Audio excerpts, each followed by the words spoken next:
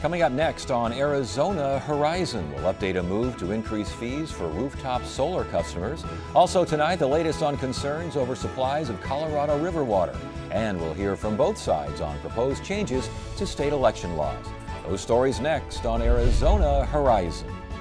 Arizona Horizon is made possible by contributions from the Friends of 8, members of your Arizona PBS station. Thank you. Good evening and welcome to Arizona Horizon. I'm Ted Simons. The head of the Tonto National Forest today announced that any action regarding wild horses along the Salt River will be postponed for at least 120 days. The U.S. Forest Service considers the horses a safety hazard and planned to have them removed. But after significant public criticism, the plan now is to find a collaborative solution to the issue. And former Tempe Mayor Neil Giuliano is returning to the Valley to lead Greater Phoenix Leadership, which used to be known as the Phoenix 40. Giuliano will take over in November after leaving his post as head of the San Francisco AIDS Foundation. The Arizona Corporation Commission, met yesterday to consider a request by APS to raise fees for rooftop solar customers. Here to tell us what the commission decided or didn't decide is Ryan Randazzo, who is covering the story for the Arizona Republic. Good to have you here. Thanks for joining us. Thanks for having me. APS, now they're looking to raise fees on those who install solar. That's the big issue here, correct? Right. Yeah, so the utility wants to increase the fees. They're about $5 today, and they want to raise it to $21. What the commission decided is that they're going to take up this issue in the next year before APS files a full rate increase when they try and raise rates on all of us. So basically they've kind of delayed this decision. Well, they could have made the decision yesterday, according to some of the parties to the case. The solar industry was vehemently opposed. They don't want the fees to be raised today or tomorrow. But what the commissioners decided in a split vote is that they will consider this increase before the full increase on everybody. And consider what, cost analysis, some sort of other investigation here? What do you got? They set months of proceedings ahead for how they will look at this, what the scope of this investigation will be, and a cost analysis is one. How much does it cost the utility to serve these customers, and what is a fair price for these people that are making some of their own power but still relying on the power grid? So basically all of this analysis, and then they'll come back and just another hearing? Yeah, they'll have a few hearings on this topic. They hope to wrap it up by June of next year. In that same month, you can expect another rate hike request from APS. Well, I was going to say, it sounds like, so they're not going to wait for next year's overall rate increase, but they're going to do this next year anyway. Why not just do it when the rate? I mean, lots of folks think that they should be doing it for the overall rate increase. That was the question of the day yesterday: is why go through this process 2 times? Because it's exhaustive. It requires a lot of the staff time at the regulatory agency. But they decided that because there are so many people installing solar today, that they need to address the issue right now. They say that those people are not paying their fair share of using the utility grid, and the commissioners do seem to agree on that point, and that's why 3 of them at least decided to take it up now. Those 3 were Commissioners Stump, Little, and Forese, voting as a block. Raised a few eyebrows there to see that? Well, Forese and Little face a lot of criticism because they were elected last year. They had millions of dollars in help from independent groups that are widely believed to be funded by APS. APS does not deny that. And then they come out in their first action, they vote basically for what APS wanted, to go down this road and look at these rate increases, because the solar industry doesn't even want to consider these increases. So as far as the delay is concerned, APS says this is okay. I'm sure they would have rather had the increase yesterday, but they're okay with this kind of, let's look at it more closely? Yeah, I think they really want to look at it in a vacuum, not in the full rate case where it's a deeper dive and an investigation into their costs and expenses. They want to look at this alone and raise these rates as soon as they can. The full rate increase won't go into effect until 2017. This way, if they do get an increase, it'll go into effect next year. And yet, if they get this increase separate in a vacuum, and it happens in, let's say, early June, and the overall rate increase in late June, you could have a double increase here, couldn't you? For solar customers, that's definitely a possibility here, that you're going to see new solar customers subject to 1 fee increase, and then immediately there will be another proposition to increase fees further on them. So after yesterday's decision and action, APS happy, solar industry not happy, or I guess it could have been worse for the solar industry, couldn't it? It could have been worse, but they're very frustrated because this puts doubt into whether or not people should go solar, because they see all these headlines, they see this debate over new fees, and it puts a question in people's minds over whether or not that they should go solar. So it makes it harder to sell these systems if you're continuously fighting rate increases for solar customers. And you got into this a little bit earlier, but let's get back to it. The reason that APS wants this fee for solar users increased. Well, they say that solar is sort of like a bike that you use to avoid driving your car to work 3 or 4 days a week. So it's good, you save money on gasoline by using your bike. It's obviously good for the environment because you put fewer pollutants in the air, but you still have a car payment. You still use the car after work to go to the grocery store. That's the way they see it, and that's what the fight is. What is a fair cost for someone who generates some of their own power, but relies on the power grid at night and on weekends and when they're using more electricity than their panels create? Think of the power grid as the car there that you still rely on. Or the road that someone has to pay for.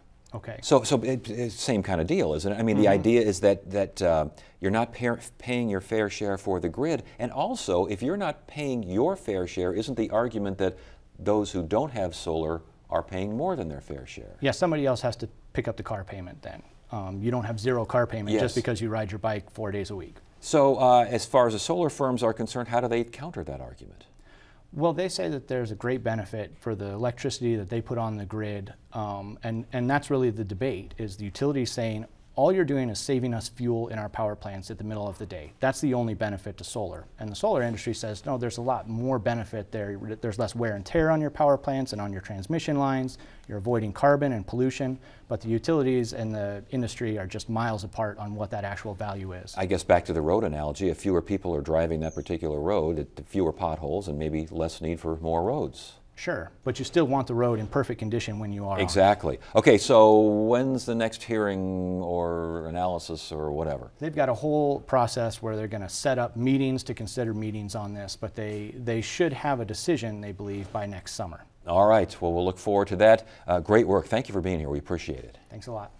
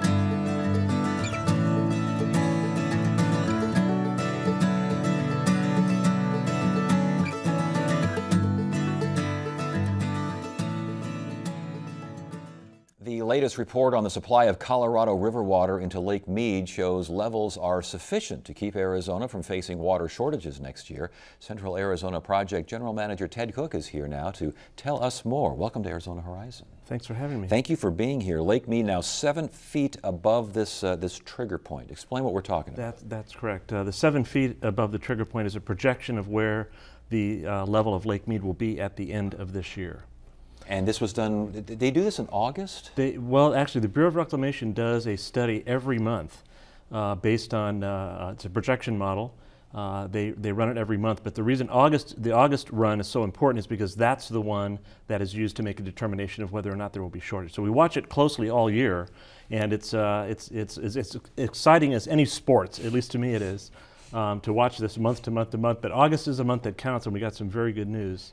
That there will not be a shortage next year. So no water shortage, and agriculture, I think, was probably very happy to hear this. Agriculture would have been the customer class that would have been impacted if there had been a shortage in 2016. Now, no shortage in 2016. It sounds as though it's optimistic even for 2017 as well? It is optimistic for 2017 as well. The percentages, of course, we have to wait till a year from now to find out for sure, but the projection for where we'll be at the end of 2016 in Lake Mead has a relatively low percentage, probably less than 20% chance of shortage in 2017.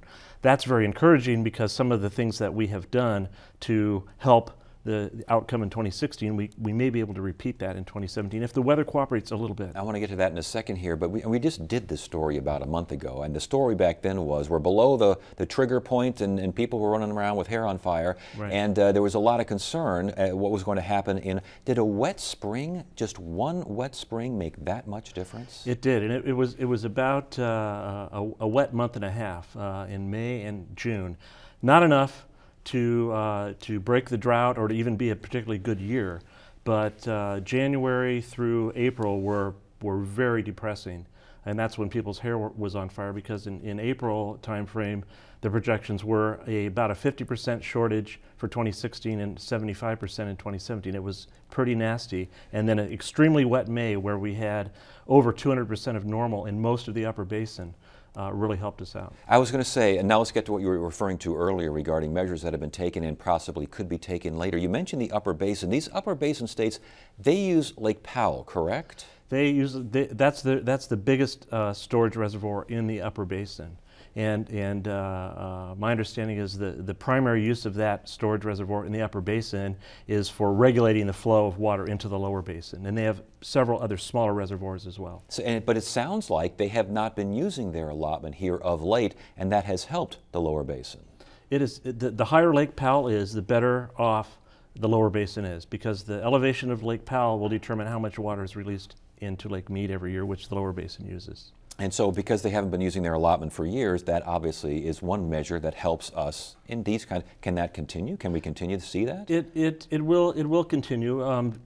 We do not take all of our long-term water under long-term contracts here in Arizona either. We do take all the water, but we use it for other purposes. We store it underground and things like that.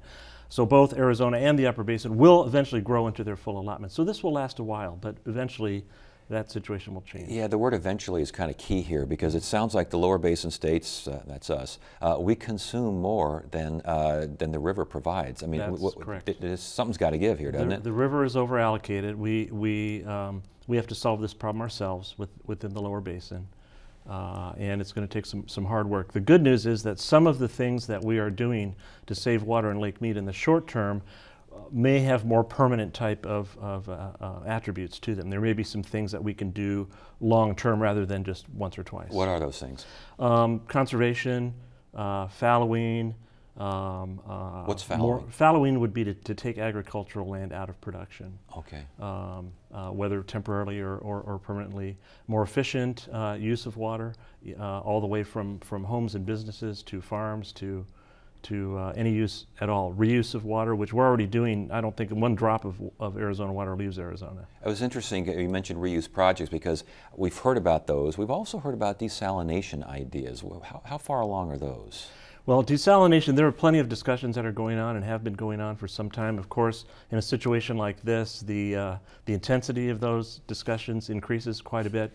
Desalination is very expensive. There are, in fact, even though that seems to be like a silver bullet, let's go just build a huge plant and desalinate the ocean, there are far less expensive alternatives available that we need to explore first. But those discussions need to take place. It will take a long time and a lot of money to do that, but that is one of the alternatives that is being explored. I would imagine just moving desalinated water is major. It's expensive. It requires, we've all heard about the Keystone Pipeline and things like that. It would involve a pipeline of some kind or a canal. The ocean is either in California or in Mexico, so you have cross-state boundaries, you have perhaps international considerations. What about the evaporation of water, Colorado River water that moves through CAP? How much of an issue is that? We've got to be losing a lot of water to that. Well, actually, the CAP canal, we don't lose a lot of water to evaporation and seepage. Some, but it's a few percent. It's not a lot. We lose most of what we lose through evaporation in Lake Pleasant, which is our regulatory storage reservoir, because it's big and it sits there all year. The canal water moves pretty fast. We don't lose a lot. Lake Mead, the large reservoirs, those are really where a lot of evaporation occurs, and there's really not a whole lot we can do about that. Not much you can do about but that. But evaporation does contribute a lot to the overdraft. That really was not counted when the lower basin water was allocated. So with this report now and the optimism for 2016 and the hopeful nature of 2017, this means what? We can keep storing water and doing those sorts of things that we keep hearing about? Right. We expect to have our full supply available to us in 2016 and 2017. However, some of the things that I referred to that we are doing to help preserve the level in Lake Mead, we will voluntarily take less in 2016 and 2017, probably on the order of about 350,000 acre feet, which between those 2 years is roughly equivalent to what a shortage would be if it was declared. But we would get that once it starts every year. And last question, there's a vigorous El Nino forecast for this winter. Could that make, I mean, if a couple of wet months in the spring make this much of a difference, an El Nino, I would imagine, would be considerably helpful. Well, it might, and I'm glad you asked that question. There are two things to consider there. First of all, the existence of an El Nino in the Pacific Ocean doesn't necessarily mean wet, dry, or normal. The science says history is about even between those three cases. So just having an El Nino doesn't really mean anything. The second thing to consider is if it's a wet El Nino, where is it wet? And it is likely to be wet, not where we need it in the upper basin, but down here in Arizona and California. It'll be great for the farms and things. There may be some indirect reduction of consumption that will help, but it won't be filling up any reservoirs. It really is that snowpack that makes a big difference, doesn't it? Snowpack. Yeah. All right. Great conversation. Good to have you here. Thanks for joining us. Thank you very much.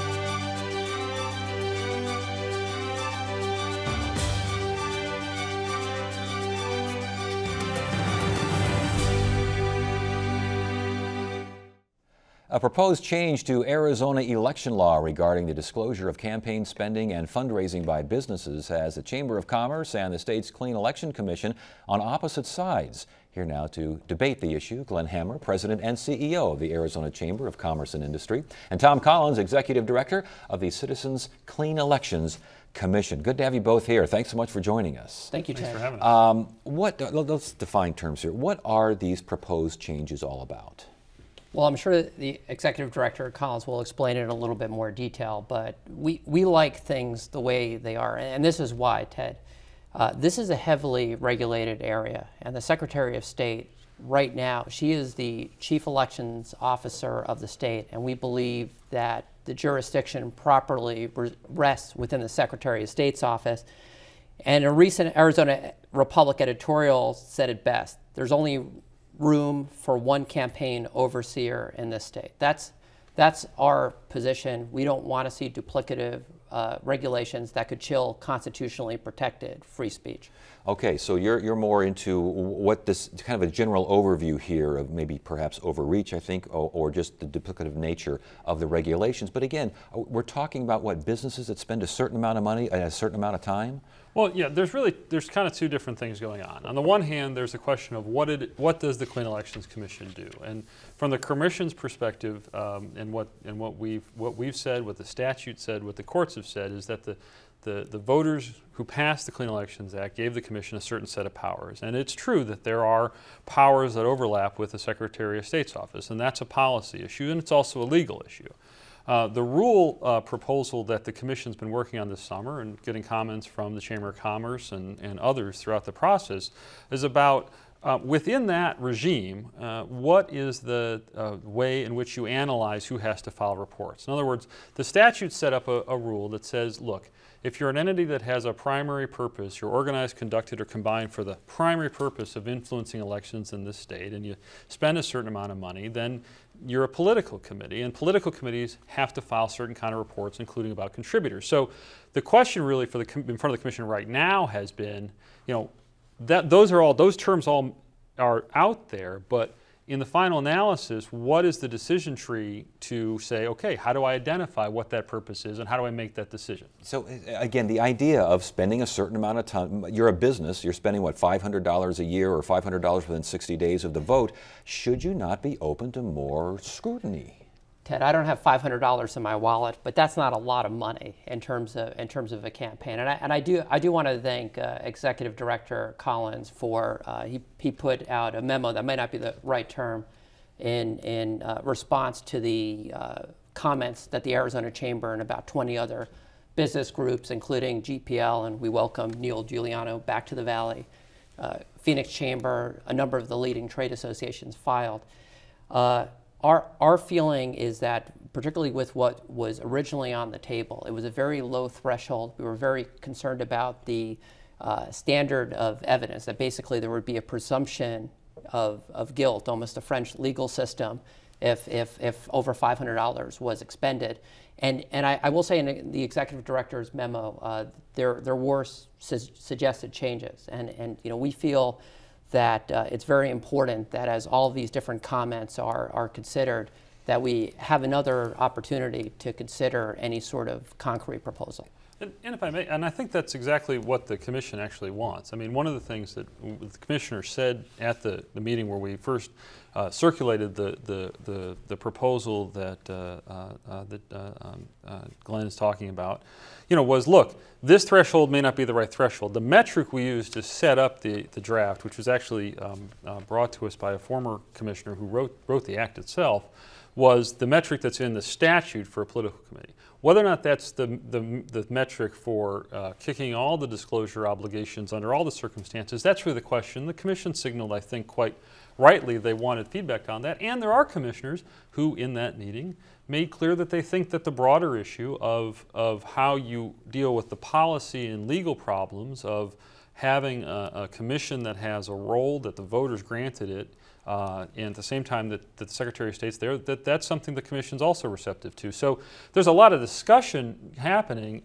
The nice thing about the Commission process is that rather than having a stakeholder process that might happen in a room where people get together and hash out all the difference and then present to the Commission, this is the solution. Instead, this is a working commission. So that actually happens in real time in the Commission meetings. You mentioned the duplicative nature of the regulations and the requirements. It's my understanding corporations, unions, maybe even LLCs, they wouldn't have to file multiple reports. Is that correct or is that incorrect? Well, our view is that if the proposed changes were to go forward, we would be required to report certain things potentially under both the Secretary of State and the Citizens Clean Elections Commission. Again, our feeling is that this is not a great area to have two sheriffs in town. And the other thing that I should bring up, and again, I want to commend Executive Director Collins for, I know he's really weighing all these different comments that are before him, is the primary purpose issue. For a lot of these groups, I think what set us off is where we see something with $500 and there's an assumption that our primary purpose is electioneering. I think that's nuts. I mean, some of the groups like we're a baby organization, Ted. We've only been around for 40 or so years. The Phoenix Chamber has been around before Arizona was literally a state. And neither of us, under any definition, could someone reasonably say our primary purpose is to be basically a political action committee. The concept of justifying the purpose of a business just to have a voice in the electoral process. Sure.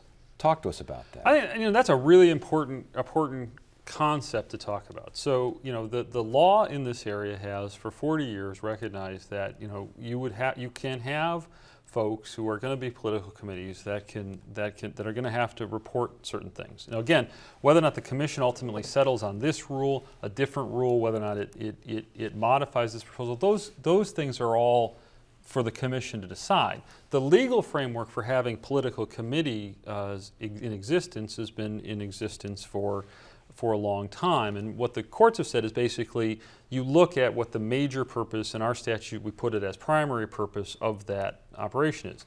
Now, I think that the draft that is currently circulating, again, I think the commissioners expressly called that a starting point and expected and wanted constructive feedback. We received that from the chamber this month, and we've been working on that. But the idea that a business might spend money on elections is not subject to dispute.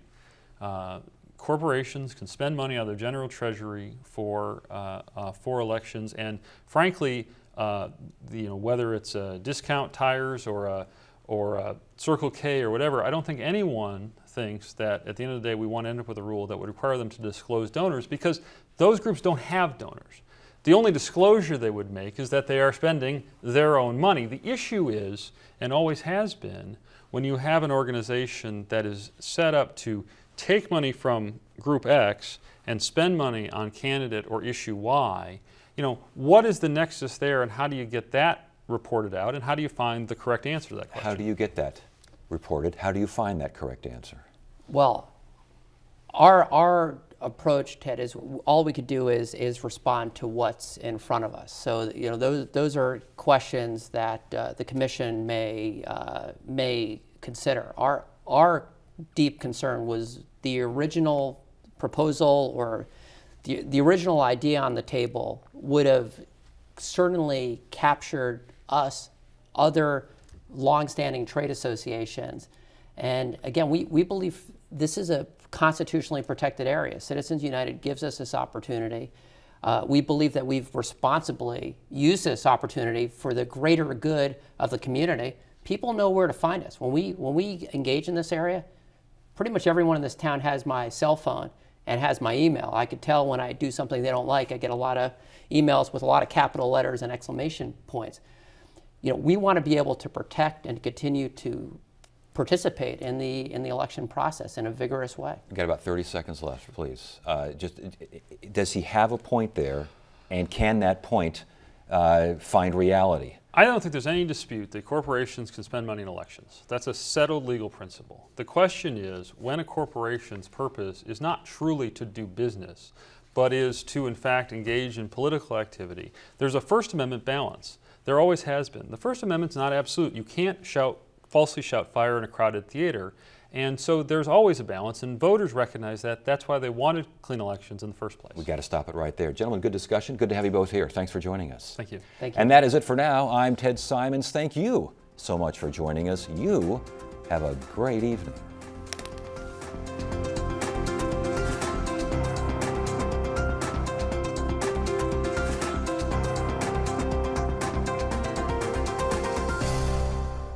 Arizona Horizon is made possible by contributions from the Friends of 8, members of your Arizona PBS station. Thank you.